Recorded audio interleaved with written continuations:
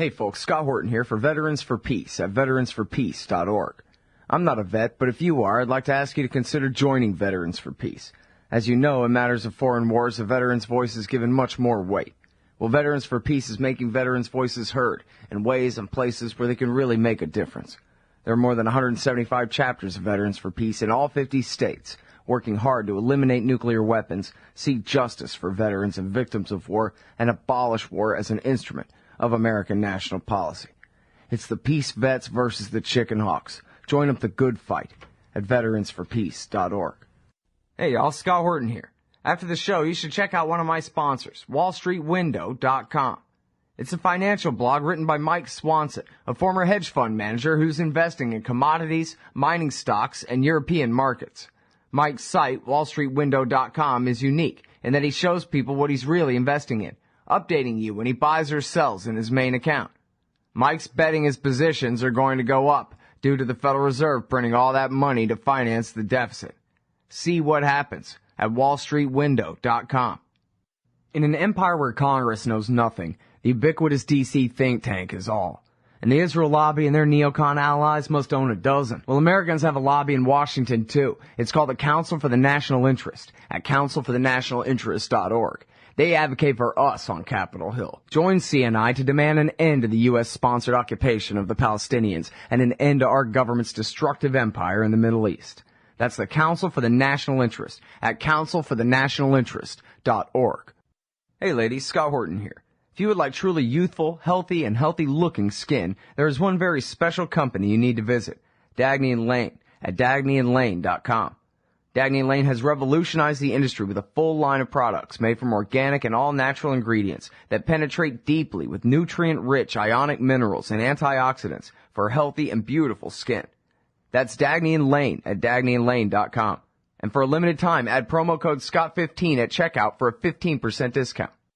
I'm going to try this one more time here. It's the great Marcy Wheeler, Emptywheel.net. Hi, Marcy. Hey, Scott. Okay, so all this David Petraeus stuff came out. A guy had an affair. He's the head of the CIA. He had to resign. All this happened Friday at news dump time. And so all weekend long, there's been all of these stories back and forth, people trying to track just what point was the FBI doing what and who was emailing who from whose account, all this stuff. And it just made me think, you know who's the world's greatest at separating the wheat from the chaff? You, Emptywheel, Marcy Wheeler. So, I know you've been reading this stuff, and I wonder what you think are, the most important points that we should be paying attention to. Is this like it seems to me, or is this like it seems it's just a case of a woman scorned, picked a fight over email, and it snowballed into this big scandal, or is there more going on, or what do you think?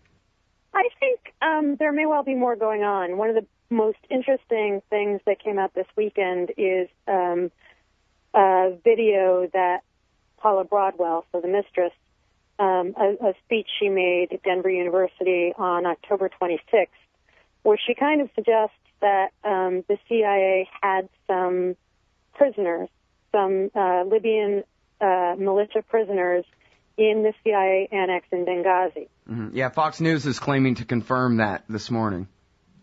And a single source, though, I think. Yes. In any case, that is a very interesting bubble because, and I just put up a post at my site. If you look at the response, if you look at the FBI investigation and you look at the Benghazi response, particularly Petraeus' effort to start pushing back on an earlier Fox report from October 26th, so the same day that Paula Broadwell comes out and says, and oh, by the way, the CIA had prisoners in the annex, and that's why they didn't respond right away to the mission attack.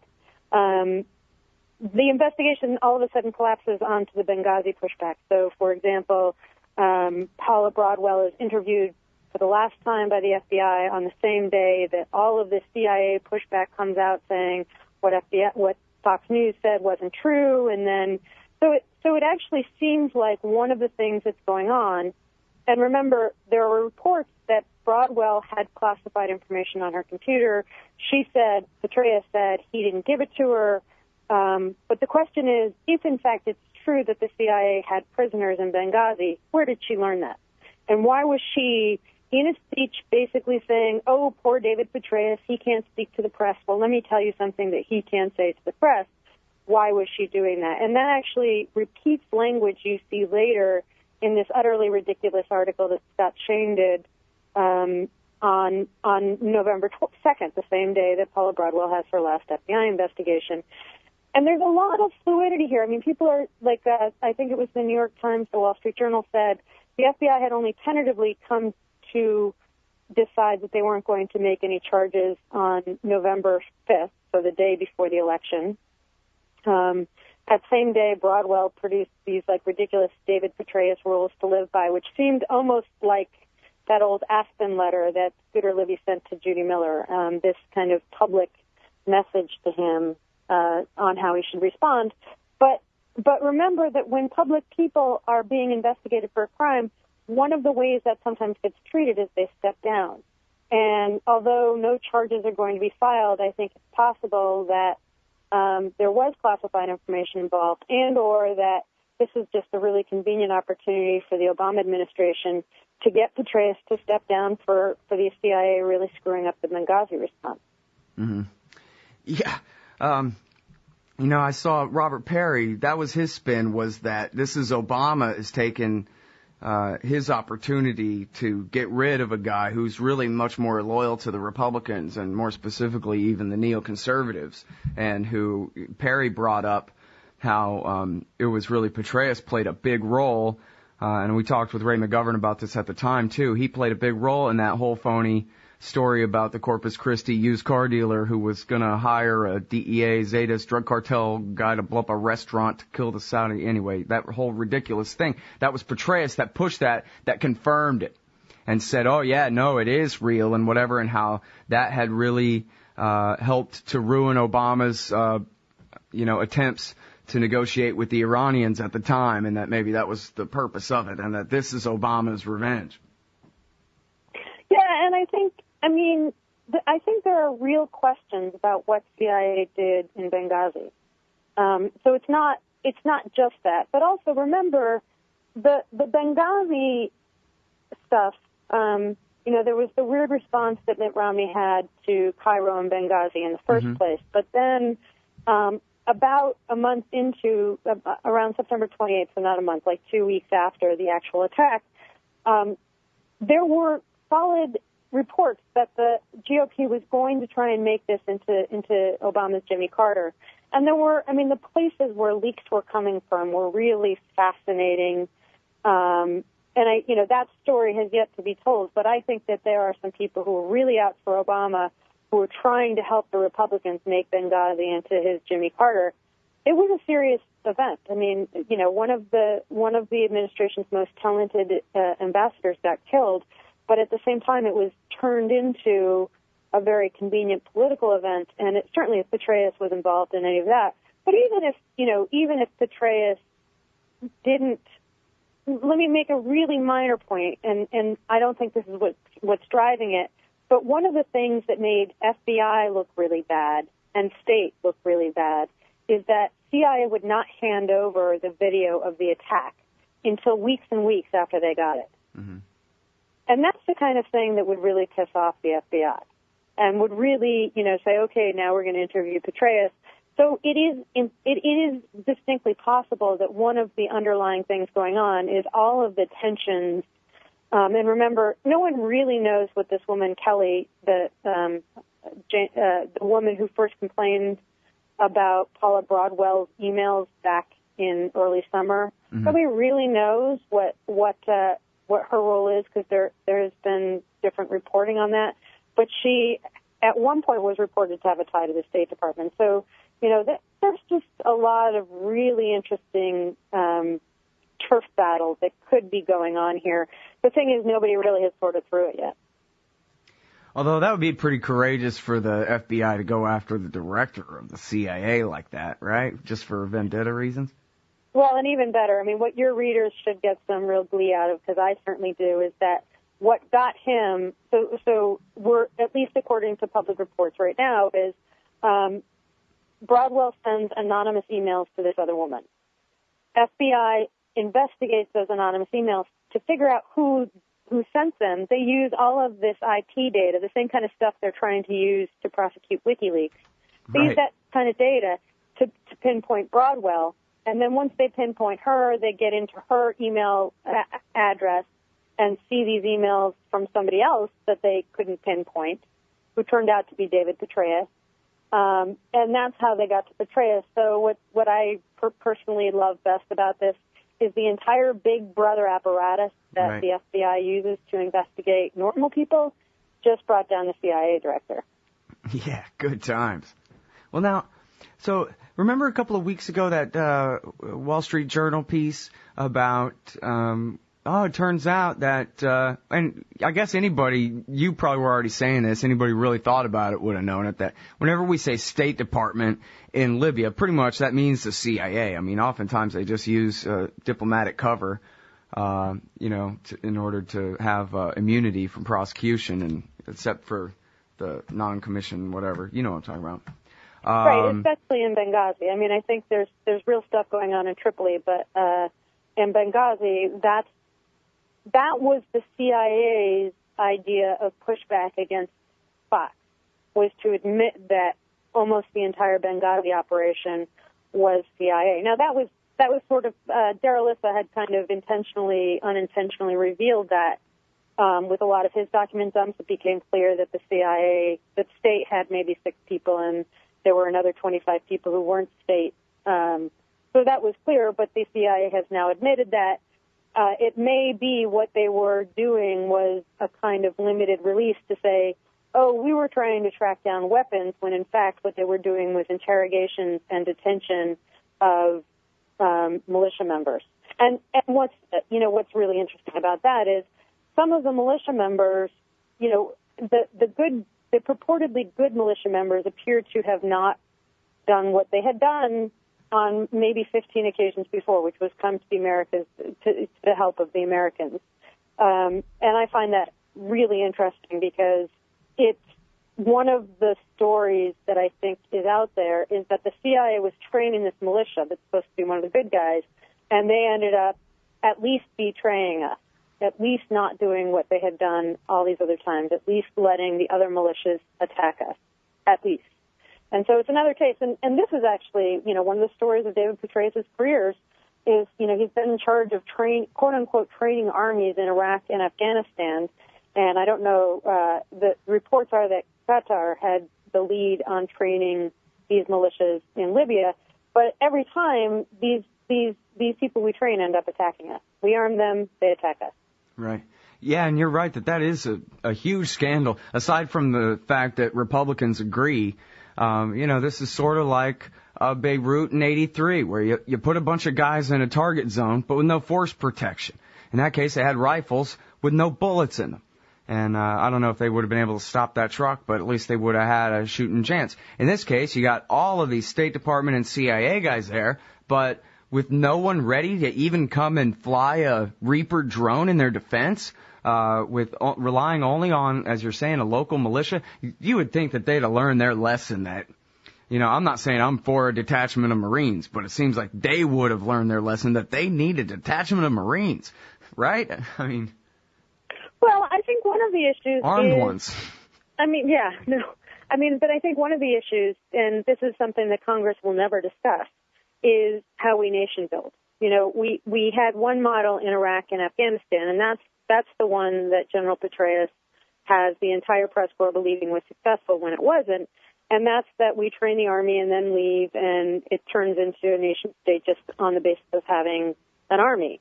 It doesn't work out that way. So now we're in Libya and we're trying a different way, which is we're trying to, rather than us bringing in the army in a big way, we want them to take the role from the start, and that's why we were relying on that militia for our security, and it still ends up the same way with the militias attacking us. And so it's not, and I think there are probably reasons that will never get discussed, like you can't nation build just by throwing money and neoliberalism at a problem. You've got to build some kind of competence, and Americans have lost that kind of competence at this point. We just outsource it. I sort of prefer the lie in a way that, hey, Libya was great. I mean, once it's already a fait accompli and they shot the dictator in the side of the head on the side of the road and all of that, and it's already a done deal. I prefer the lie that, hey, it's a victory and nobody needs to pay attention to Libya ever again to, you just can't nation build by throwing money at the problem. You have to send in the 3rd Infantry Division. That's how they want to finish your sentence, right? We have to go ahead and give everybody a purple-fingered election and really train up their army, not outsource it to the Qataris. And then, when they stand up, we'll stand down and all that kind of thing. And that's what I'm afraid is you look at what a disaster Libya is now. And of course, it's those politics. They're trying to get away with the lie that everything's fine is part of why they never sent enough force protection in the first place. Because then they'd have to explain why they need so much force protection if the war worked out so well. But I'm just afraid that, the next logical step in the chain is we have to intervene more. We can't leave it at that because that is all loose ends and terrible. Right. And I mean, one of the interesting things, and I take this as a marginally good sign, is they captured one of the suspects from Benghazi.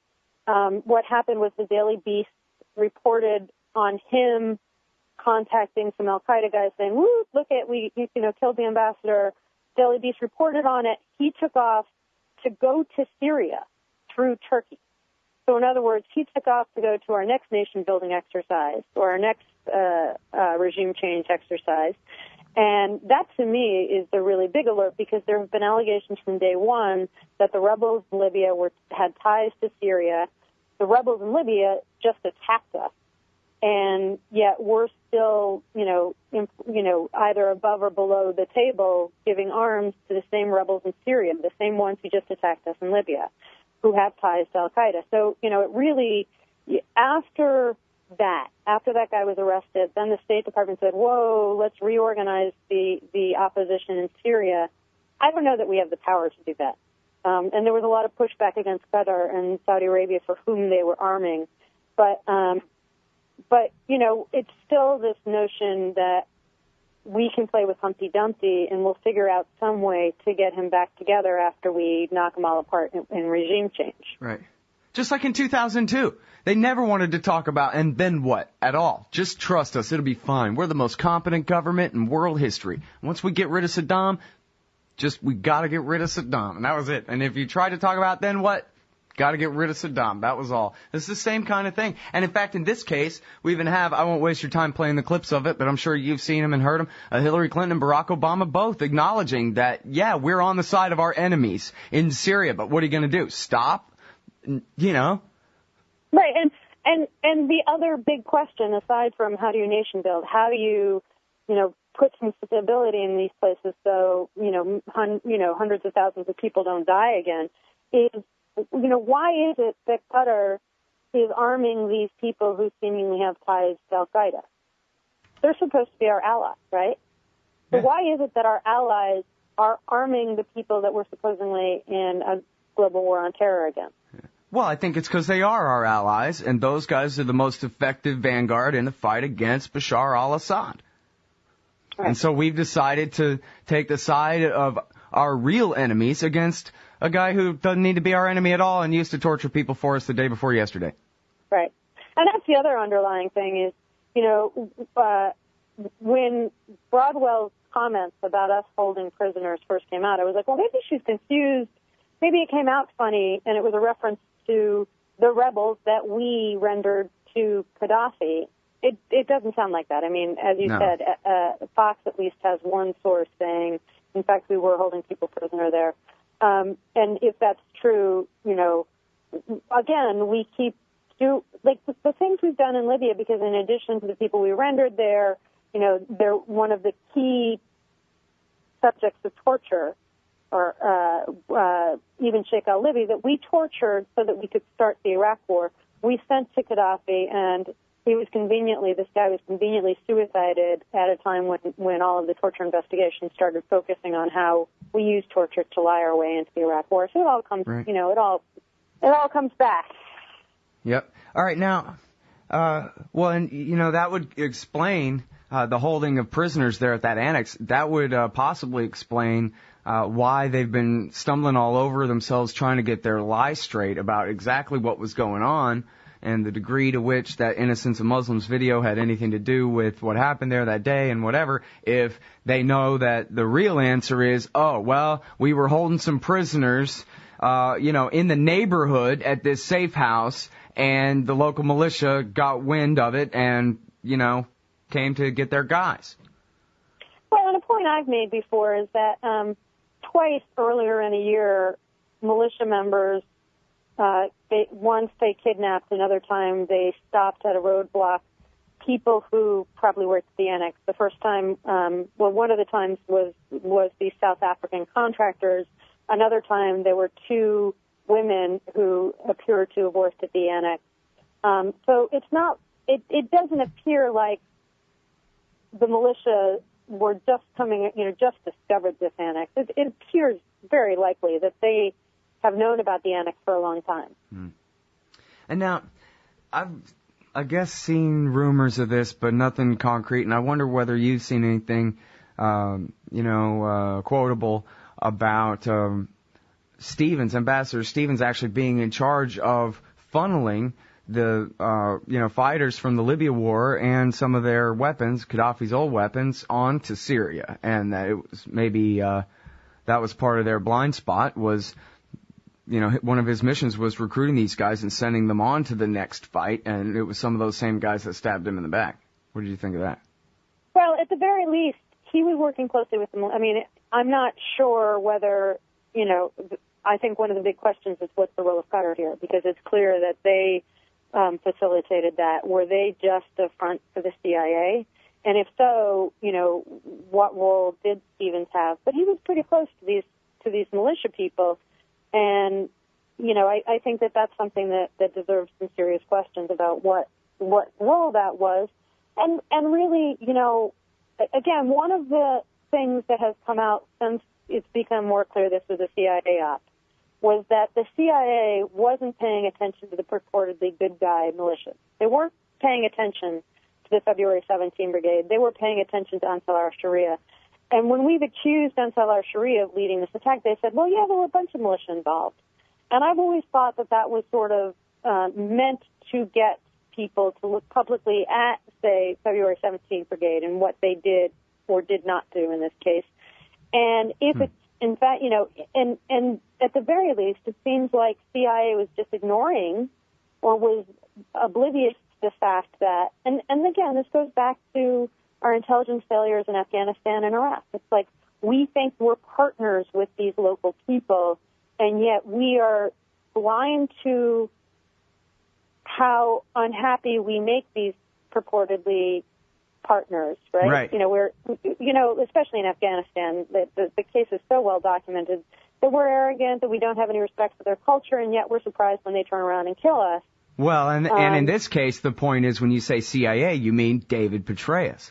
And then that was back to that Wall Street Journal article from a week ago or whatever about how he went to the movies that night. And, I don't know. Then again, I saw, I guess I heard a clip. And did not go to the funeral of the two CIA security guys. Yeah, because they were trying to keep it deniable that they were CIA or whatever. That was the story, right? But, I saw Michael Scheuer saying, I forget now where he was quoting Petraeus from something, basically, in other words, saying it wasn't me that held back reinforcements, basically implying that it was the White House that did. And so Scheuer was saying he thought that sounded like, they were giving him the axe and making him take the fall. And of course, now getting rid of him before he can go testify before the congressional hearing coming up. Well, it sounds like he's going to be made to testify in any case. They won't have him testify this week. And that'll actually work out more interestingly because you'll have the official CIA story with Michael Morell on whatever, is it Wednesday or Thursday, and then they're going to bring Petraeus back, and he's going to testify. So, I think at this point there's no chance that he will avoid testifying, and maybe he tried to. I mean, again, one of the really fascinating ways that the Benghazi and the affair timelines coincide is this weird article from Scott Shane where, it was saying, well, David Petraeus really wanted to be president of Princeton one day, and now with all the recriminations from Benghazi, it may not work out that way. that was right when Petraeus knew that there was this FBI investigation into how he was dealing with secure information. Yeah, I read that guy Andy Borowitz, the satirist, said, yeah, he cheated on his wife just to set himself up in this conspiracy so that he would have an out instead of taking the rap for Benghazi. Like, what a lucky break for him. He was stabbing his wife in the back, so he had this excuse to cut and run. Yeah, or alternately, what a lucky break that he was exposed, and again, you have to wonder why the FBI wasn't investigating more aggressively until after Benghazi, right? But, how convenient was it that he had something that was legitimately a firing offense just at the time that Benghazi was blowing up? And, who knows whether it's retaliation or an effort to keep him quiet. Yeah. All right. Well, I'm going to be keeping my eyeballs on your website. I sure hope everybody else does, too. The great blog at emptywheel.net. It's Marcy Wheeler. Thank you so much for your time. Appreciate it. Take care, Scott.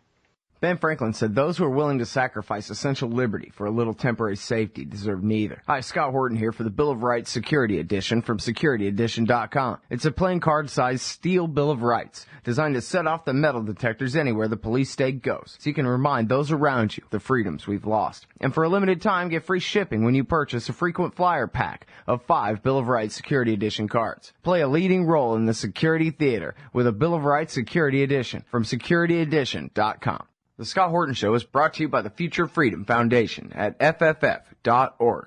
Join the great Jacob Hornberger and some of the best writers in the libertarian movement like James Bovard, Sheldon Richman, Anthony Gregory, Wendy McElroy, and more for a real individualist take on the most important matters of peace, liberty, and prosperity in our society.